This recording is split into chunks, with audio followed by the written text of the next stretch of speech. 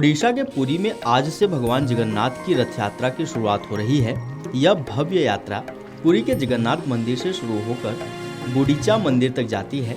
मान्यता है कि भगवान जगन्नाथ साल में एक बार अपनी बहन सुभद्रा और भाई बलभद्र के साथ अपनी मौसी के घर गुंडीचा मंदिर जाते हैं। रथ यात्रा से एक दिन पहले हजारों की संख्या में भक्तों ने मंदिर के सिंह द्वार पर पहुंचकर रत्न बेदी यानी गर्भगृह में पवित्र मंच पर भगवान बलभद्र, देवी सुभद्रा और भगवान जगन्नाथ के युवा स्वरूप के दर्शन किए। यह यात्रा कुल 12 दिनों तक चलेगी और इसका समापन 8 जुलाई 2025 को नीलाद्रि विजय के साथ होगा, जब भगवान पुनः अपने मूल मंदिर में लौटेंगे। लेकिन रथ यात्रा का आयोजन 12 दिनों का होता है। इसकी तैयारियां महीनों पहले शुरू हो जाती हैं।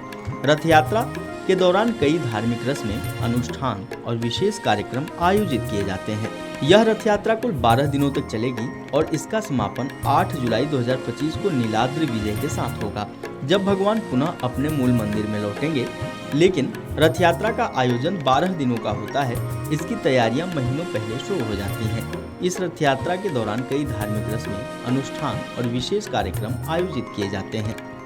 भगवान जगन्नाथ, बलभद्र और देवी सुभद्रा के सार्वजनिक दर्शन 11 जून को स्नान अनुष्ठान के बाद रोक दिए जाते थे। श्री जगन्नाथ मंदिर प्रशासन के एक अधिकारी के मुताबिक मंदिर सुबह 8 बजे से 10:30 बजे तक भक्तों के लिए नव यौवन दर्शन के लिए खुला रहा।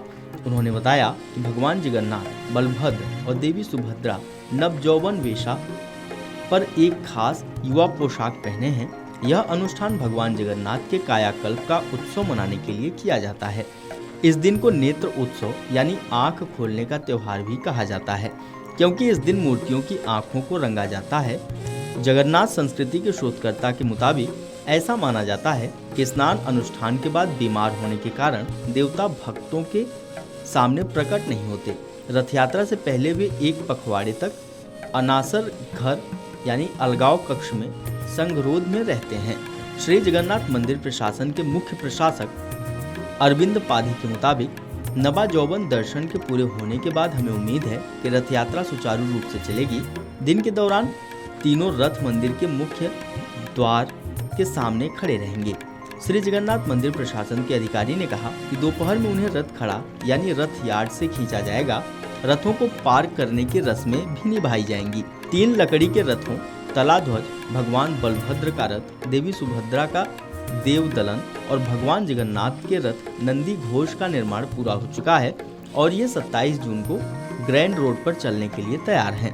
आज से शुरू होने वाली रथ यात्रा को लेकर एडीजी ट्रैफिक दयाल गंगवार ने जानकारी दी है कि उन्होंने बताया, इस साल एक एकीकृत कमांड और नियंत्रण केंद्र बनाया गया है, जहां हमारे पास एक सीसीटीवी निगरानी प्रणाली है जो पूरी तरह से एआई आधारित है। हम पूरी शहर से सभी ट्रैफिक और पार्किंग संबंधी जानकारी प्राप्त करते हैं। सभी विभागों के प्रतिनिधियों को जानकारी दे दी गई है और हमने एक वॉर रूम भी स्थापित किया है। हम ट्रैफिक उद्देश्यों के लिए ड्रोन का भी उपयोग कर रहे हैं। उन्होंने कहा कि सुरक्षा के पुख्ता इंतजाम किए गए हैं। इसके लिए सिविल पुलिस के साथ हम लगातार समन्वय स्थापित किए हुए हैं। Video desk अमरउजाला.com।